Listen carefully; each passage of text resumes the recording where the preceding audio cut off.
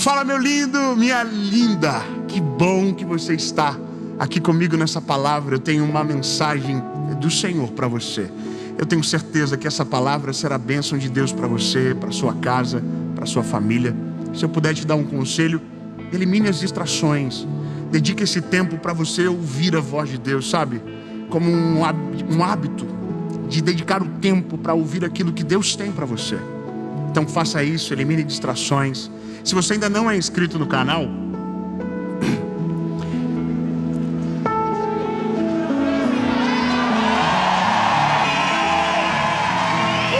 se inscreve, ativa o sininho, curte o vídeo, manda para todo mundo, manda no grupo da família, no grupo que dá briga, manda para todo mundo essa mensagem, nem que seja como indireta para alguém, mas envia.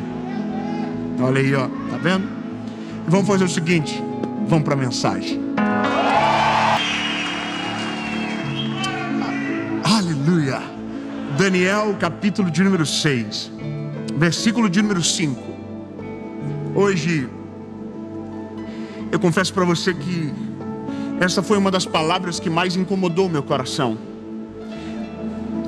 Essa mensagem foi uma das palavras que me tirou do eixo durante uma semana, pelo menos.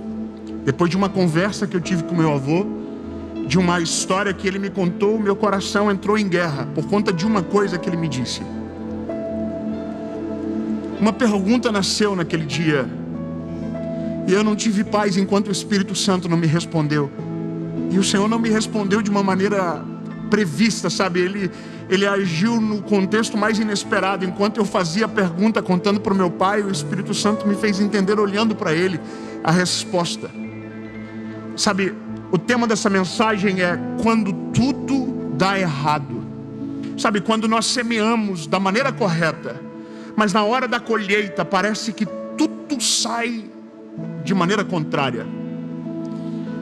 E eu vou te dizer, essa é uma das sensações mais difíceis de nós, como seres humanos, enfrentar, porque a gente não aceita, entendendo que se plantamos algo bom, colher algo ruim, entende? A gente tem um senso de justiça falho, mas quando se trata da gente, ele é bem aprimorado. Então, eu vou já te contar, mas eu só quero que você faça uma pergunta para você, sabe, e que você, ao longo dessa palavra, você construa no teu coração a sua resposta. A lei da semeadura, ela é verdadeira ou ela tem exceção? A lei da semeadura, sabe, aquela que a gente diz no nosso senso comum, mas que a própria Bíblia em Gálatas diz que aquilo que eu plantar, isso eu vou colher. Então a pergunta é, isso é real? Será que é dessa forma que acontece? Será que se eu realmente plantar, eu vou colher? Ou será que se eu plantar o bem, eu vou colher esse bem todo que penso estar plantando? Será que isso é infalível? Ou será que em algum momento tem as suas exceções? É isso. Daniel capítulo 6, verso de número 5 diz: então disseram estes homens: nós não encontramos qualquer ocasião contra o Daniel, exceto se procurarmos contra ele algo concernente à lei do seu Deus. Aí o verso 7 diz: todos os líderes do reino, os governantes, os príncipes, os conselheiros, os capitães, reuniram-se para estabelecer um estatuto real e fazer um decreto, para que todo aquele que suplicar a qualquer Deus ou homem por 30 dias, exceto a ti, ó rei, seja lançado na cova dos leões. Aí o verso 9. No verso 8, o decreto é promulgado. No verso 9 diz o seguinte: o rei assinou o decreto. E no 10 diz: então, quando Daniel soube que o escrito foi assinado, ele foi para sua casa. E com suas janelas abertas no seu quarto, que dava para Jerusalém, ele abaixou sobre os seus joelhos e fez durante 3 vezes naquele dia. Deu graças a Deus, como sempre fazia. Sabe, quando a gente olha para uma história como essa, aonde a Bíblia nos apresenta um menino bom, aqui não é a história de um homem mau, Não é a história de um personagem que a gente tem raiva, não. Aqui é um personagem que você lê do início ao fim e você sente prazer na vida do Daniel. O Daniel é um menino justo, é um menino íntegro. A Bíblia vai dizer que o que ele representa é notável aos olhos da liderança. A Bíblia diz que ele foi colocado como líder, ele foi honrado perante os seus. Só que existe um problema, porque quando você é honrado, você atrai olhares diferentes. Sabe, quando tudo na vida está normal, está, sabe, meio cinza, ninguém olha para você. Agora, quando de repente você faz algo e isso te coloca em evidência, você não se torna só alguém a ser celebrado, você se torna um alvo para ser atacado. E os ataques são normais. Agora entenda que a semeadura de Daniel, ela é maravilhosa. A vida de Daniel é excelente. O Daniel tem uma postura incrível de uma devoção a Deus como ninguém. A Bíblia diz que o Daniel orava 3 vezes ao dia. Eu sei que aqui em São Paulo, e você que está em casa, ora pelo menos 2. Mas o Daniel orava 3. Eu tenho certeza que você não consegue sair de casa sem dobrar os joelhos e falar com o Senhor: Jesus, abençoa o meu dia. Eu te agradeço pelo ar que eu respiro. Eu te agradeço, Senhor, pela criação. Eu te agradeço pela minha salvação. Eu te agradeço por ter conhecido o teu nome. Não é verdade? Todo mundo faz isso. Todo mundo, antes de dormir, diz: Jesus, mais um dia eu venci. Mais um dia o Senhor me ajudou. E por isso eu estou tão feliz. Em paz me deito, logo pego no sono, porque o Senhor está comigo. Não é isso que você faz todo dia? É. Aleluia. Mas Daniel fazia 3. Daniel fazia no meio do dia. Sabe por que eu estou dizendo isso? Porque eu quero que você entenda que a semeadura de Daniel era extraordinária.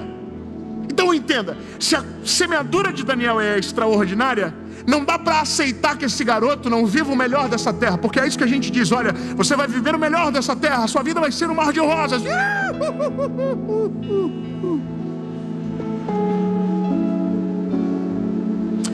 Aí a Bíblia diz que o Daniel é sinistro, irmão. Saiu o decreto. E o decreto tem uma sanção. A sanção é o seguinte: se alguém se prostrar perante outro Deus, que não seja você, que era o rei Dário, você vai jogar ele na cova do leão. Aonde? Na cova do leão. Por que eu fiz isso? Não sei. Leão. O leão, irmão. Alguém já viu um leão aqui, irmão? O leão é o rei da selva. Top, bonitão. Mas ninguém gosta de passar a mão no leão, porque o leão é perigoso. Até tem quem passa, mas passa uma vez só. Olha só. Minha memória vai trazendo coisa que não tem nada a ver. Me lembrei da minha lua de mel, que eu passei a mão no leão, agora do nada. Ai, Jesus, tira essa memória agora. Deixa eu só com a palavra aqui. Aí a Bíblia vai dizer que o Daniel se dobrou os seus joelhos, orou. E aconteceu um negócio. É óbvio. Daniel foi acusado. Porque estava todo mundo na porta assim, ó. Vamos ver se ele vai fazer igual? Porque eu quero que você saiba de uma coisa. Grava isso, meu lindo. A gente não está vivendo na Disney. A gente está vivendo no mundo real. No mundo real é assim: se você está dando muito certo, vai ter uma grande parte de pessoas que vai estar esperando você cair. Isso é normal. Vai ter gente que está assim, ó. Vai cair, hein? Vou estar lá para ver. Aqui não tem ninguém assim, ninguém torce pelo mal dos outros, não. Aqui todo mundo fala: quero que prospere mesmo, Deus abençoe. Mas tem uns malucos na vida, irmão, que fica só esperando. Nossa, ó, subiu. A queda vai ser pior, hein? Irmão, estava todo mundo na porta do quarto do Daniel, esperando ele dobrar o joelhinho. Só por quê? Porque eles sabiam que contra o caráter de Daniel não dava para tentar. Isso é maravilhoso, quando as pessoas sabem o quão previsível você era em fazer o bem. Sabe o que se espera de um cristão? Que ele tenha a atitude de um cristão. Então você é previsível. Nós temos que ser previsíveis. Ser imprevisível é lutar contra os princípios que nós defendemos. Você está entendendo? Então a nossa semeadura, ela é previsível, porque não dá para se esperar algo diferente de quem conheceu Jesus, de quem vive o Evangelho, de quem ama Jesus de verdade. Não dá para esperar outra coisa senão o bem, senão os princípios sendo respeitados. Amém. Bom, olha aqui. Aí o povo ficou esperando o Danielzinho lá. O Daniel orou. Pegaram o Daniel e falou assim: Daniel, poxa, que coisa, né? Vai ter que ir para a covinha do leão. Vou resumir para você a história. jogaram o Daniel na cova do leão. Só que o rei Dário, irmão, curtiu o Daniel, seguia ele no Instagram e tudo, falava: nossa, o Daniel é meu faixa, eu não queria. Daniel, por que você fez isso? Não é porque eu não posso, eu não vou me prostrar a outro Deus, senão o meu Deus de Israel é o meu Deus. Como que eu vou deixar? Sabe, mesmo que o mundo tente conspirar contra os teus princípios, você tem que dizer: irmão, não adianta, eu não consigo, eu não vou negociar com aquilo que é eterno, eu vou até o final, mesmo que me custe um alto preço. Aleluia. Aí o Dário falou assim: poxa, então, irmão, eu vou ter que jogar na cova do leão, só hora pro leão ter comido. Aí o Daniel jogaram na cova do leão. A pergunta é: o que Daniel semeou fazia parte da colheita da cova do leão? Então aqui eu fiquei em crise. A lei da semeadura é estranha. Como assim? Como assim? Alguém que é justo, que ora 3 vezes ao dia, foi parar na cova do leão? Como assim? Alguém como Sadraque, Mesaque e Abednego, que não se prostraram à estátua de ouro que haviam levantado, foram parar no forno de fogo ardente? Como assim o apóstolo Paulo foi perseguido? Como assim homens como Pedro foram assassinados por amor ao evangelho? Como assim um mártir como tantos que a Bíblia nos apresenta viveram esse tipo de colheita? E aí, irmão, eu entrei em crise, mas lembra, a primeira crise não foi no texto, a primeira crise foi no meu avô. Eu sentei com meu avô, irmão, e eu amo sentar com pessoas mais velhas e ouvir. Eu não falo nada, eu fico até com vergonha, porque é muita sabedoria. Resguardado de simplicidade mora muita sabedoria. Meu avô começou a contar uma história para mim. Como foi que ele foi parar na cidade grande? Meu avô é um homem de 70 e poucos anos, extremamente simples, aprendeu a ler lendo a Bíblia. Um homem crente, um homem, sabe, um homem de Deus. E aí ele disse para mim uma coisa, ele falou: filho, é o jeitinho dele assim, falar, o vô trabalhava como agricultor, ele fala, ele não fala agricultor, como agricultor. O vô fez um primeiro plantio, é uma rocinha de 200 metros quadrados, e o vô plantou, e a primeira colheita do vô, a avó ficou doente, e o vô teve que pegar todo o dinheiro da colheita e pagar uma cirurgia de emergência para ela. Aí eu, sério, vô, sério. E aí eu arrisquei de novo. Peguei tudo que eu tinha, vendi umas vaquinhas, alguns animais que a gente tinha, e comprei mais um tanto de semente, e plantei tudo de novo. E aí veio uma chuva muito forte, uma chuva de pedra, e destruiu toda a lavoura quando estava começando a germinar. E a última vez, o teu pai me ajudou, ele me contando, o teu pai me ajudou.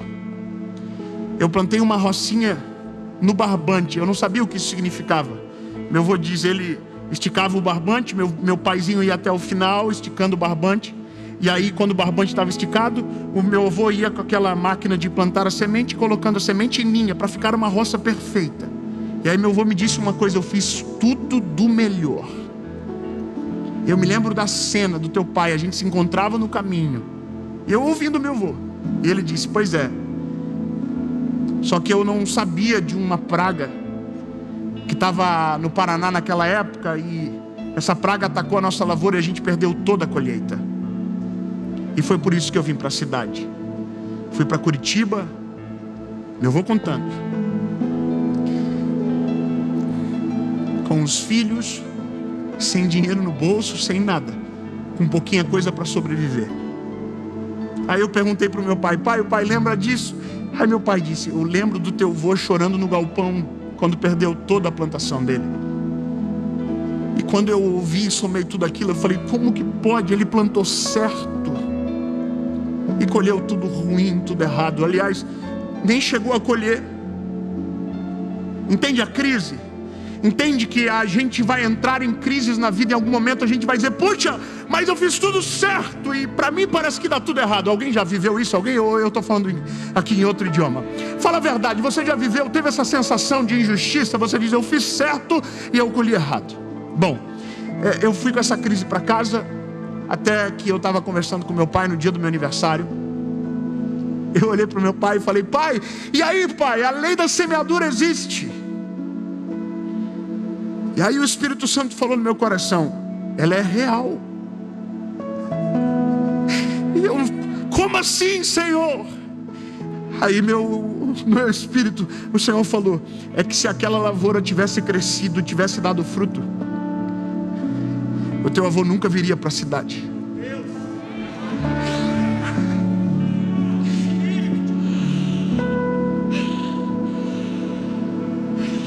Olha aqui, no meu espírito, isso eu olhando para o meu pai e o Senhor no meu coração: teu avô nunca viria para a cidade, o teu pai nunca conheceria a tua mãe, você nunca teria nascido. E essa não seria a história, essa pergunta nem sequer existiria. Então o Espírito Santo me fez entender: o dia que o teu avô plantou, ele nem sabia que a colheita seria muito maior do que o plantio que ele estava fazendo.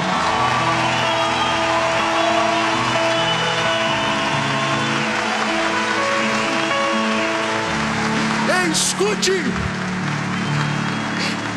uma roça se perdeu, 2 roças se perderam, 3 roças se perderam, mas uma geração foi salva para a glória de Jesus. Eu quero que você entenda, uma transformação aconteceu. Então grava o que eu vou te dizer: quando você está com Jesus, até quando parece que está dando errado, está dando completamente certo. Até quando você pensa que você perdeu, na verdade existe algo poderoso de Deus sendo gerado. Porque há um texto na Bíblia que nós não podemos ignorar: porque todas as coisas cooperam para o bem daqueles que amam a Deus.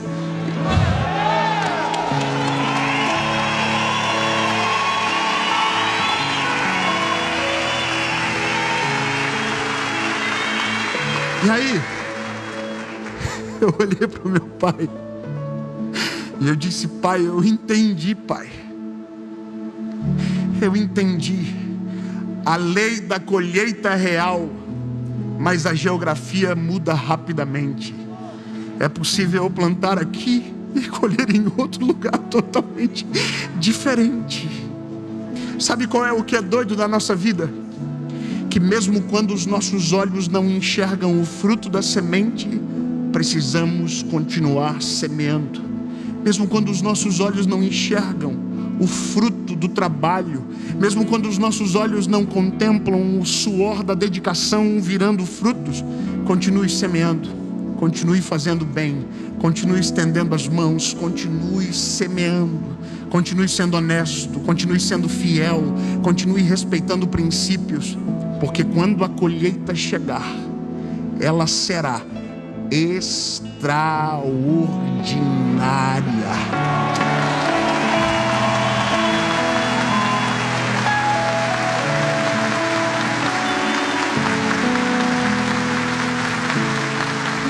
E aí eu entendi uma coisa que o meu pai um dia, na simplicidade dele, me falou.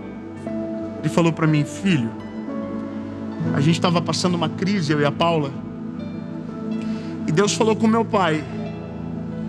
Meu pai me chamou, e aquelas conversas que só um pai pode ter com o seu filho, sabe? Meu pai disse para mim: filho, o teu avô nunca traiu a avó, e a colheita do teu avô sou eu. Filho, eu nunca traí a tua mãe. É muito bom ouvir isso do nosso pai, não é? Olhando nos nossos olhos: eu nunca traí a tua mãe, e a minha colheita se chama David, Leonardo e Carla. Vocês são a minha colheita. Filho, se você quer colher nos teus filhos o que o teu avô colheu em mim e o que eu estou colhendo em você, seja fiel à tua esposa. Sabe, mesmo que os nossos olhos não vejam agora, continue semeando. Meu lindo, mesmo quando tudo dá errado, examine a sua semente. Se ela for boa, continue semeando. Se a sua semente agrada o coração do Senhor, continue semeando. Agora, se a sua colheita tem a ver com a sua semente, pare de semear, tire as sementes, mexa a terra, limpe a terra e comece a semear de maneira correta. Porque aquele que semeia, colhe. A pergunta, para terminar, é: e Daniel, onde entra nisso tudo? Daniel, essas horas está na cova do leão, irmão. Eu até esqueci ele lá, tem que voltar antes que o leão acorde. Porque a Bíblia diz que ele foi lançado na cova dos leões. Óbvio que é uma figura ficta que a gente cria, e é assim que eu conto para os meus filhos. O Daniel dormiu nas costinhas do leão. Imagina o leão deitadinho, top. O Daniel fez assim: vai pro ladinho, vai, leão, quero dormir. Aí o leão não estava entendendo nada: mas eu devia te comer, não devia? Vai pro lado, cala a boca, leão, dorme aí, não enche meu saco. Era o doutor do Liro, falava com os animais. Desculpa, a referência é péssima. Aí a Bíblia diz que na manhã seguinte o rei Dário foi lá. Eu vou ler que é melhor.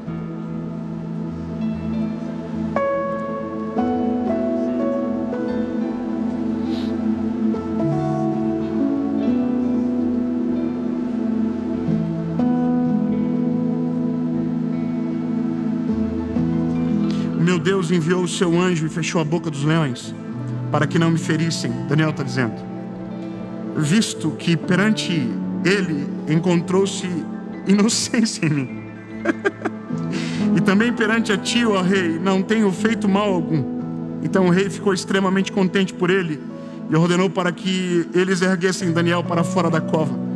Então Daniel foi erguido para fora da cova, e nenhum tipo de ferimento encontrou-se nele, porque ele acreditou em seu Deus. Mesmo quando tudo dá errado, mesmo quando parece que, o ambiente destruiu, continue crendo no seu Deus, continue acreditando no Deus que você serve, continue acreditando na semeadura, continue acreditando. Aí, meu Deus, eu até perdi. E o rei ordenou, e trouxeram-lhe aqueles homens que tinham acusado Daniel. A treta agora começa. E foram lançados dentro da cova dos leões. Eles, os seus filhos, suas esposas e os leões tiveram domínio sobre eles. Paparam, né? Tiraram a barriguinha da miséria.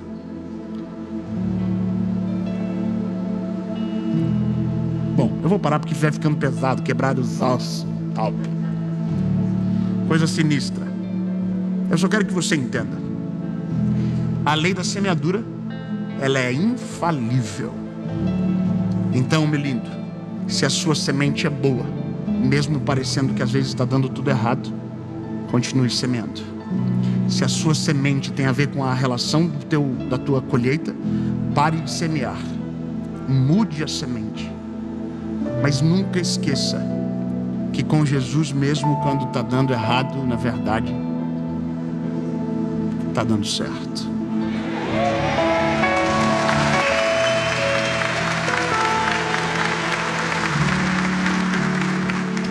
Aí meu avô foi para Curitiba, trabalhou de servente de pedreiro. Minha avó lavou roupa para fora, limpava a casa de pessoas importantes. E um dia decidiram ir para Joinville. Lá em Joinville meu pai conheceu minha mãe, que está aqui, a Luciane. Fica de pé, mãe, para as pessoas conhecerem de quem eu falo tanto nas mensagens. Essa é minha mãe.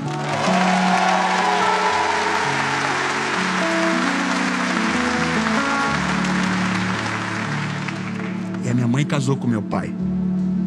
E dia 9 de abril de 1990, eu nasci. Sabe qual é a loucura? A gente esquece que sementes viram sementes.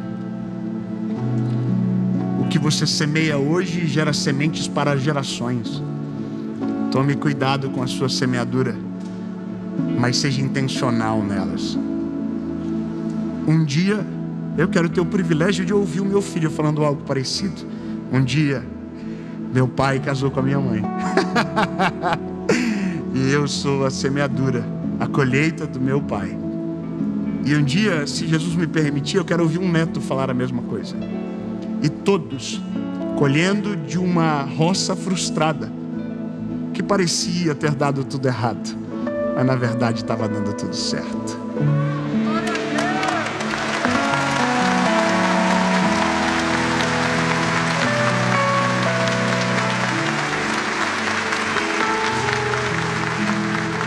Jesus, obrigado.